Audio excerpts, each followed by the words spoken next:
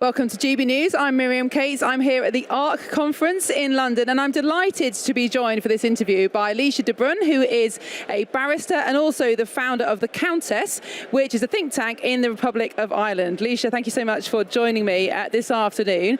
Now, we have a lot of viewers across Ireland in GB News, but I confess I don't know an awful lot about what's happening in politics south of the border. What are the kind of key issues in Irish democracy at the moment? I think to paint a kind of broad stroke picture, I would start by saying that in my lifetime, so in the last 30 years, Ireland has gone from the most Catholic, conservative country in Europe, or the world possibly, to the most radical progressive. And what that means is there's been a plethora of laws brought in.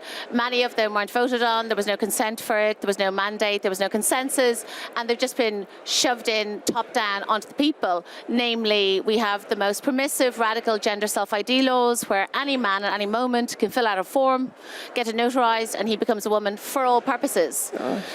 Likewise, we've just brought in quite permissive, radical surrogacy laws, going the opposite direction to the rest of Europe. I'm happy to say, well, I'm sad to say that we're going the opposite direction. And then more recently, we seem to be really experiencing what can only be described as open border immigration, because our international protection applicants, that has risen sixfold. And we've gone from a 9% foreign-born population to 23% foreign-born population in literally 2 decades. Now, I'm not saying that's a bad thing, a good thing, or a neutral thing, but there isn't really a conversation around that. So my think tank, The Countess, is trying to enable a grown-up, palatable conversation that everyone feels they can get behind. We bring an evidence base, and also we're trying to empower people to discuss this, but also offer policy scrutiny and policy analysis. For example, there was a man almost beheaded on a street in Belfast on our island recently, and so my question would be to government, what policy has led to this? Why has this radical change happened so quickly? So in Britain, for example, in a lot of the Western world, we have seen liberalism and progressivism really take off gradually, I suppose, since the 1970s.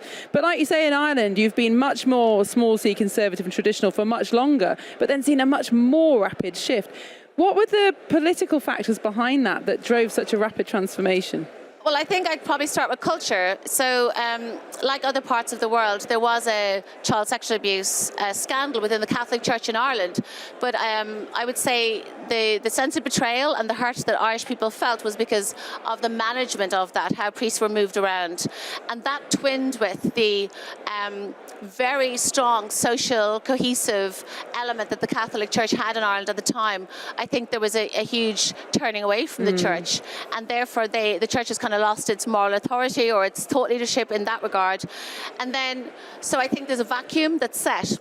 But the most interesting thing, I think, beyond that, because that's the kind of obvious part of the story, but beyond that, we have had 100 years of independence, and in those 100 years, only 2 parties have been in power. They're currently in coalition to the absolute, detriment of democracy.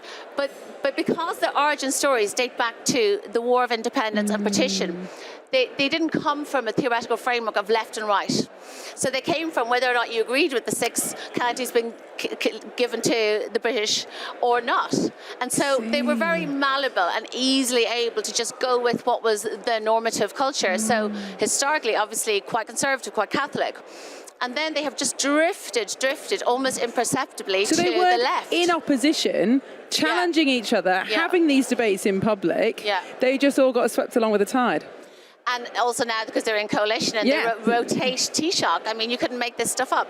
But I think as well, because they didn't have that kind of theoretical that framework to begin with of left, of right, they were just able to move. And what's happened in Ireland is our parties of government and our opposition and our NGOs have all just drifted to from the right to the centre, to the left, and now increasingly to the hard left.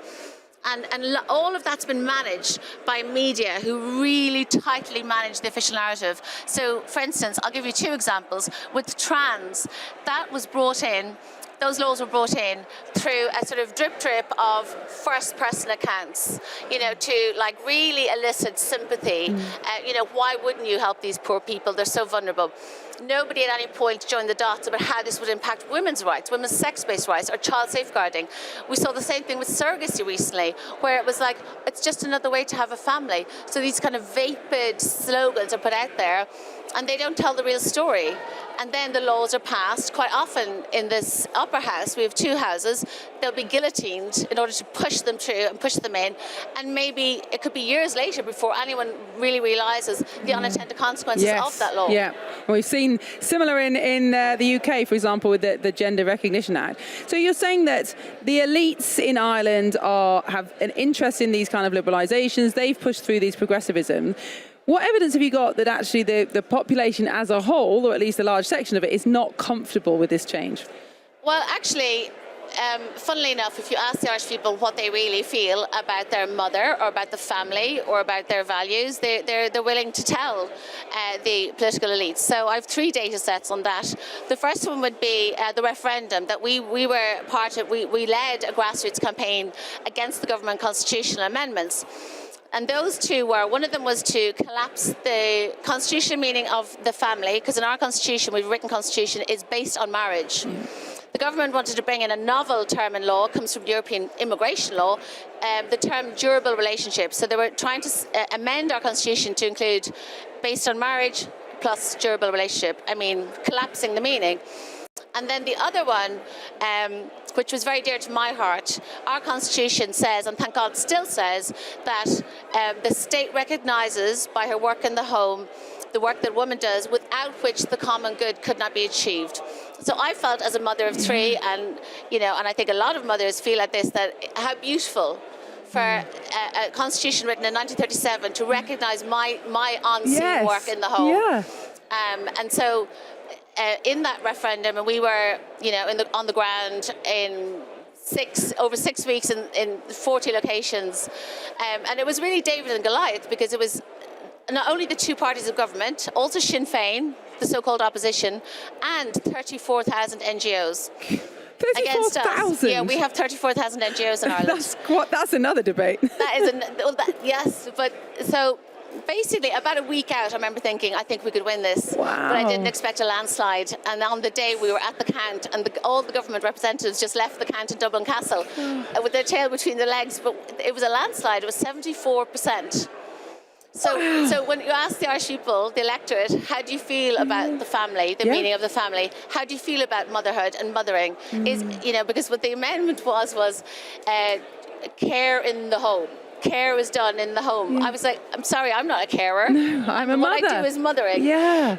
And then more recently, there was a situation where a Conservative candidate for our presidential campaign was blocked from the ballot, and so 200,000 people spoiled their vote. And then more recently, the third data set, if you like, is the fuel protesters, where in 40 locations around Ireland, working men, mostly men, hauliers, farmers, contractors, agricultural contractors, were they basically just blockaded and protested. Unfortunately, the government said they were going to deploy the army, which is unheard of, but they did win. They won a concession. This was to do with carbon and energy laws that come downstream to us from the European Union. So it looks like the population as a whole is still a majority for a more small c conservative, traditionalist, nationalist approach.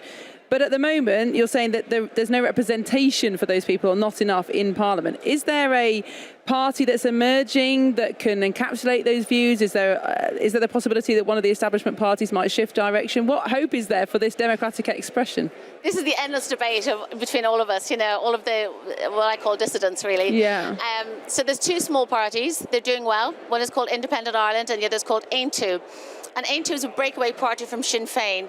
When Sinn Féin whipped the vote around abortion, Aontú was created. So they're anti-abortion, they're pro-life, but otherwise pretty similar to Sinn Féin. So they would be pretty centre-left on a lot of fiscal policies, and also with regard to immigration.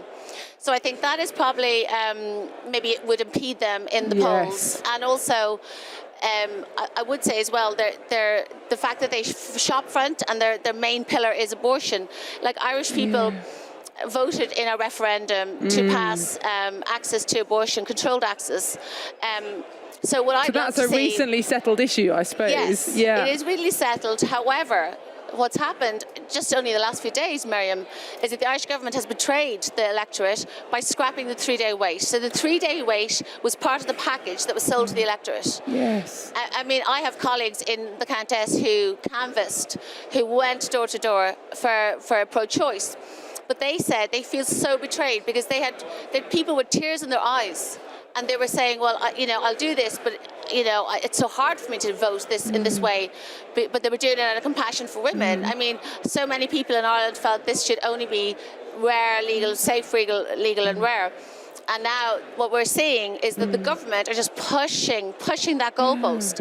And I see a lot of this happening personally. Like, I identify always as a refugee from the old left, meaning I don't think my values have changed as a liberal. It's just that I look at the new left, and anything that, whether there was painful consensus built or long-term campaigns, let's say for gay rights, where people took to the streets and there was a painful coming together, that no longer happens. And those positions are being pushed off the edge of the cliff to a really dystopian place. Yeah.